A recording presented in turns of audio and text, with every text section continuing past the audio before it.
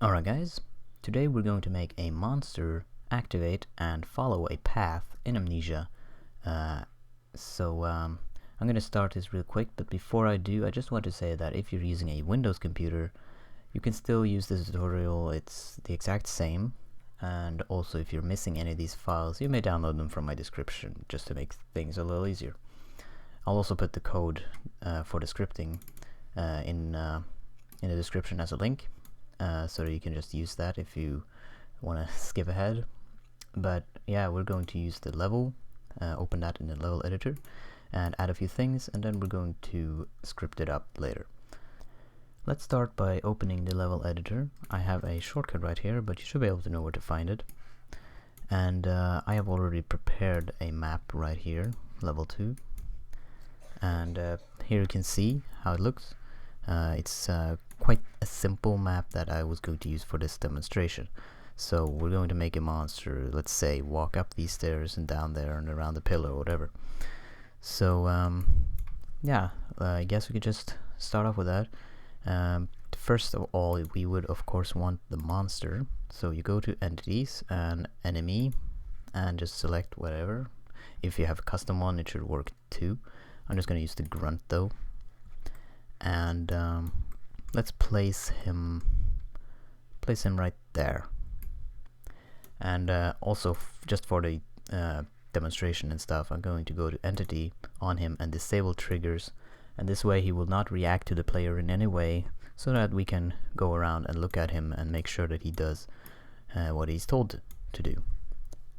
Also, I'm going to make him inactive, so that we can make him enable when we want him to.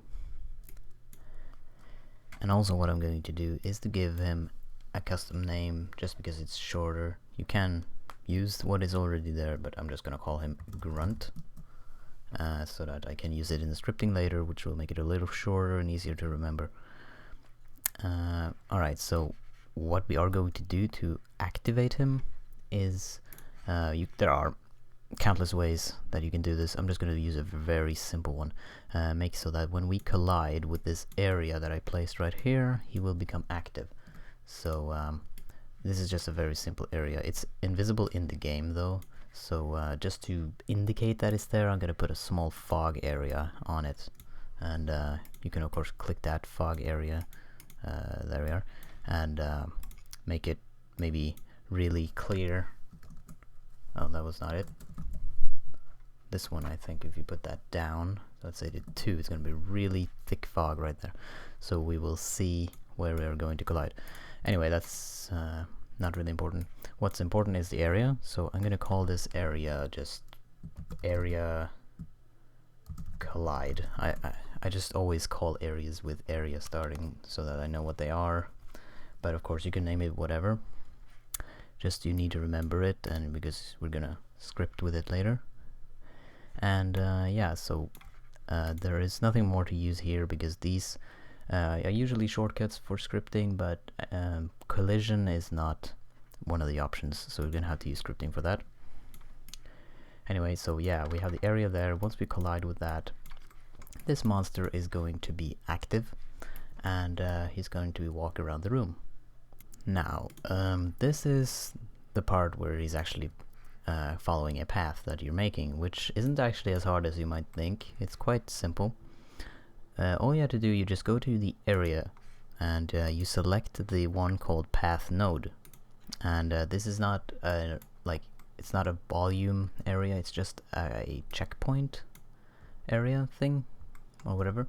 So let's say we just place this right here in front of him. Let's place that one right there, and it has a little flag on it, and you can select it. I recommend that you do this to start with, and because the default name is quite long, so if you want to give it, let's call it node 1, or actually node underscore 1, because if you do it like this, then it will stay like that when you press Ctrl D to duplicate it. So if I duplicate this one, it'll say node underscore 2 now, and I can move it around, and there you see.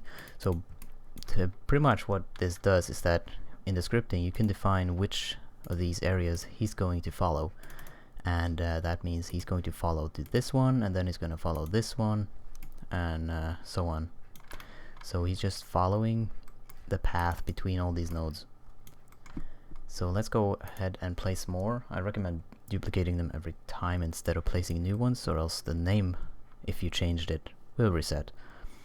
And I also placed stairs in this level because stairs are kind of tricky when it comes to monsters, because you have to place a node at every step, or else he won't really follow it very well. Let's say that. So place one at the first one here. Let's place one at the next step, just there, and so on. Let's just move several points for each step. And there we are. Now we have placed them along every step of the stair. Actually, wouldn't need this one exactly, because he will just walk between the 2 points, but I just placed it anyway. So let's place another one at the top here. Pretty much this is, I guess I don't really need to show all this, but this one's not up, but it is very simple to understand. You just place the points in the path that you want him to move. So let's just put it over there, over there, over there, and now let's go back down the stairs. And now we are back down, and yeah, just like before, just make a simple path for him, and let's just make him walk there, and then we can have him either repeat the same path again, or we could have him just vanish or stop or whatever. So there will be a lot of points, a lot of these, if you're gonna make a very good path, so just be aware. I have 30 right now, so that's what I'm going to be working with. And actually that's pretty much it you actually need in the level. The rest is just scripting, and quite simple scripting actually, but since this is a very interesting topic, I decided I wanted to make a video on it anyways. So yeah, let's just jump over, and we might drop back into level editor if we're gonna change something or add some other things, but this is what you are required to have. Although you can start with him being active, but whatever. Alright, so back in the scripting or folder, whatever, you can just open your script file with a text editor. I'm going to place it on the side here so we can look at it, and it is all empty right now. It has only onStart, which is a very basic function to, yeah, so we're going to use that one a little bit, and then we're just going to make some custom ones. So to start with, you want to open your internet browser and go to this page I have in the description, which is for the engine scripts, and this has a list of everything that you can do in the game, which is really useful when you're scripting. So if you go pretty much to the bottom of this whole page, there is an enemy section, and there are these functions right here. There are not that many, but there are quite a few, enough or whatever, that you can use. So if you just, well, NPC awake, follow, these are more for NPCs, if you remember Agrippa from the actual game. And set enemy disabled disables enemy is hallucination, pretty much turns on and off whether he will vanish when close to you. Fade to smoke will make him instantly vanish. Show enemy player position will make him instantly know where you are, so he will follow you without having a path. He will just, as if, well, he will pretty much be in hunt mode, if you know what I'm talking about. And set enemy disable triggers is what I already did in the editor. Some of these are already in the editor, but if you want to change it so that at some point he will perhaps start reacting to you, you can do so at a certain point in the scripting. But yeah, well, I guess it doesn't really need much more explaining. Add enemy patrol node. This is the one we're actually going to use. These two, this one clears the current path, and this one adds a new point to the path. So this is pretty much the only function we're going to use or you could use more. And just alright, so before we get into that though, I'm going to do what I said, how to enable him. You don't need to do this to give him a path, but I'm going to do so, and therefore I'm going to Command F or Control if you're on Windows, and I'm going to search up the collide function. Add entity collide callback, and I'm going to paste it in on start. And now we have the function right here. String parent name. Well, if you have been scripting before, you might know what I'm doing. If you haven't, this might not be the best video explaining how everything works, but I'm just going to go a little quicker through this, as instead of what I usually do, I go really slow. But parent name is the main entity, player is the main entity, capital P, and it will know what to refer to, reference, whatever. Second string is the other entity it's going to collide with, which in my case is area collide, which is what I called it in the editor right here. This one, area collide. As long as this name matches, it will know what to call and whatever. Third one is the function. You can put whatever in here. I'm going to call it, let's see, event collide. Or yeah, let's just call it that. It doesn't really matter whatever you call it, as long as it's just useful to call it something that you know what it is, so that if you have a lot of code in a script file, you can just look at the function and you will know what it is supposed to be. This is totally customizable. So boolean, true or false, delete on collide, true. Pretty much happens only once. And int al states is when it happens, whether you're entering or leaving the area or both. Put 1 for enter, and I'm just going to do that. So now we're going to have to make this event collide, event collide event or function. So void event collide, just like that, and you're going to need these parameters, or you can just copy this whole bold line, but I usually just type void and the function before I copy this. I'm just more used to that. So paste in that and do opening and closing squiggly brackets. I usually tab up as well. These are a lot of personal preferences, just to make it look a bit nice. And now we are going back down to the bottom of the page and add enemy patrol node. Actually, there's one thing that I kind of forgot. We need, before that, set entity active, because since he is inactive, we need to enable him. You know, that would make sense, right? So in here, you paste in set entity active.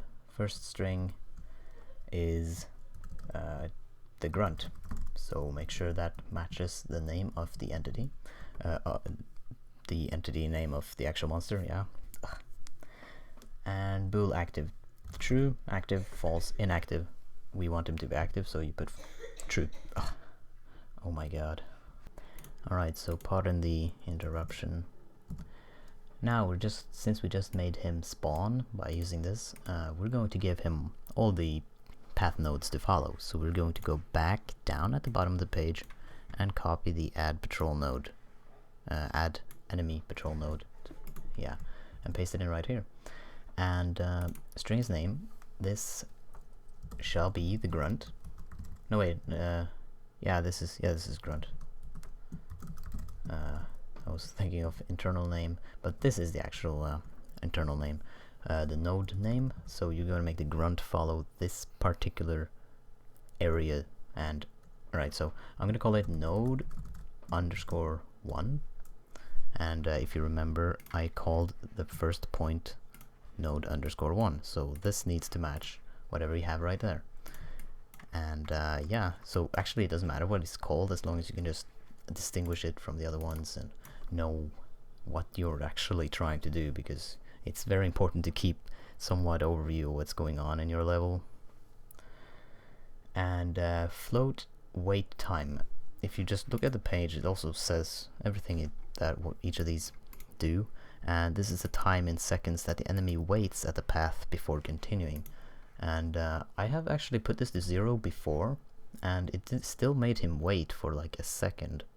And hopefully that won't happen now. Perhaps you put -1 and it won't do that. If it happens, I'll try to look it up and see if I can find a solution to it. Anyway, the last one is the animation he will do at that point. So if you put just double quotes and nothing inside, he won't really do anything. But I suppose you can put like idle and some other certain other animation names in there, and he will do that animation when he is at that point. But I'm not going to put any animation in it. So now we have added this 1 point, but that's just 1 out of 30. So what do you want to do? You copy the line, paste it right under, and replace this with 2. And then you paste it again and replace it with 3. And you do that all the way to 30. So this is a little bit repetitive, but of course it's got to be done.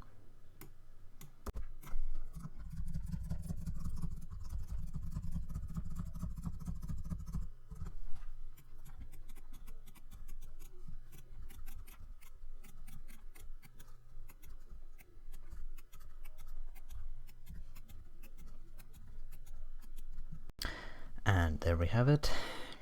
Takes a little while, but alright, so we have everything, all of the path nodes right here, and as long as you put them in order, if you put 2 before 1, he will walk to number 2 before walking to number 1, so it depends on what order you put them in the code, which determines the order of points he will move between.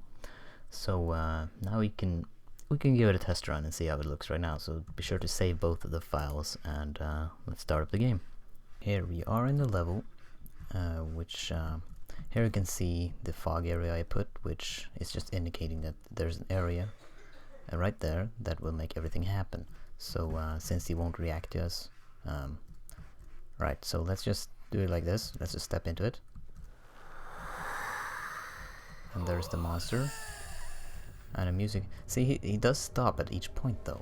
He's like just stopping there for a second, which I'm not sure why, because I did put the wait time as 0. Right now he's not reacting to the player whatsoever. This looks kind of funny that he's like struggling to get up the stairs. And I'm going insane just by looking at him. And sound effects are just some other ones, don't mind those. And yeah, that's pretty much it for him walking around. And but there are a few things that you of course can do, just not only make him walk. So I'll try to see if I can find the reason why he's waiting. Alright.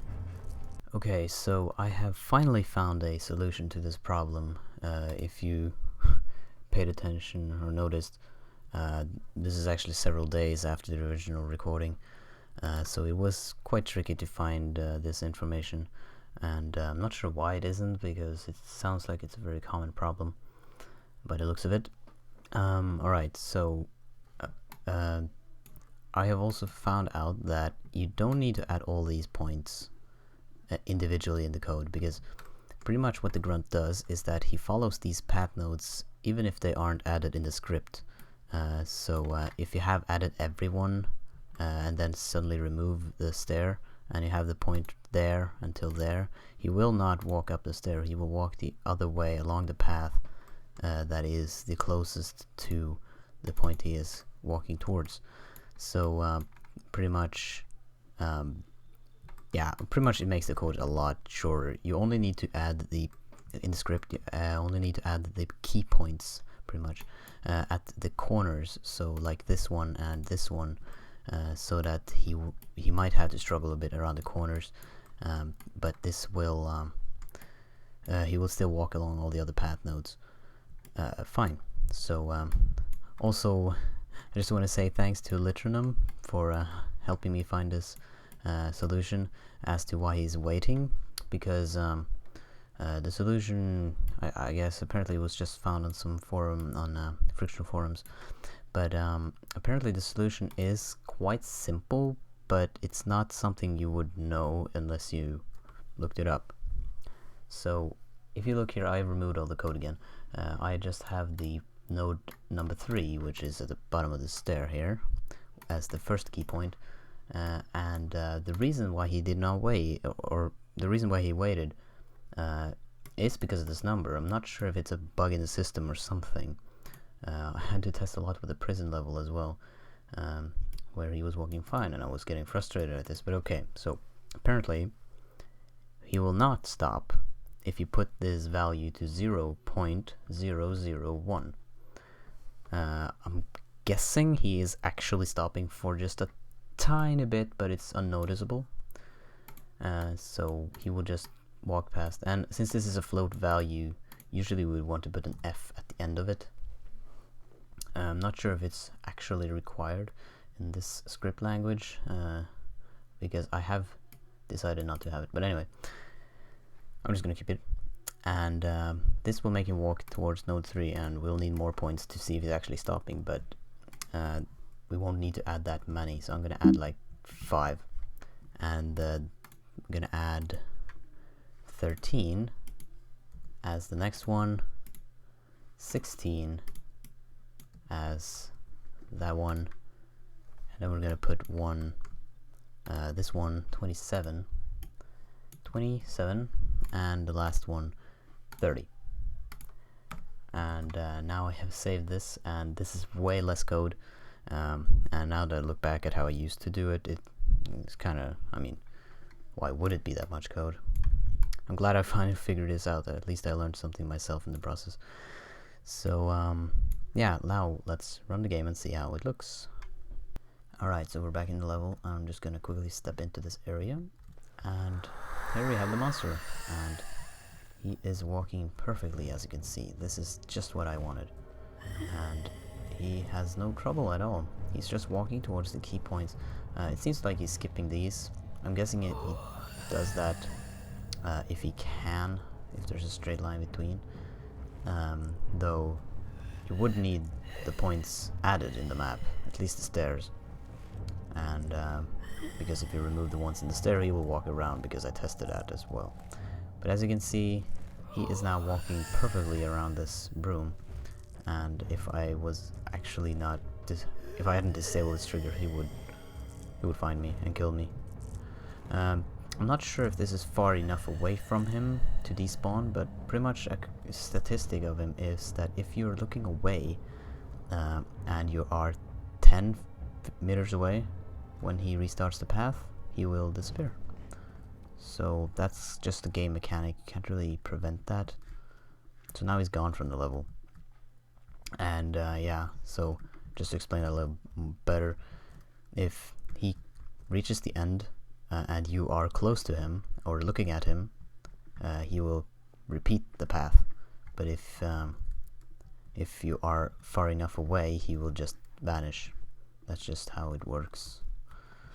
There are a lot of game mechanics that makes a game better in a way, it flows a bit better.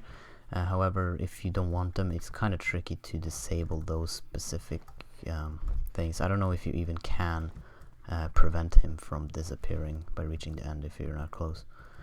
So, oh well. I mean, this was just for the path, so the path works, and that is what matters in this video, at least. So yeah, that's actually pretty much it. I don't think there was anything more I needed to add to this video. So yeah, in that case, I'll thank you for watching and sticking along. And yeah, if you found the video helpful in any way, I really appreciate likes on my videos. It really motivates me to make more of these tutorials. So yeah, with that, goodbye.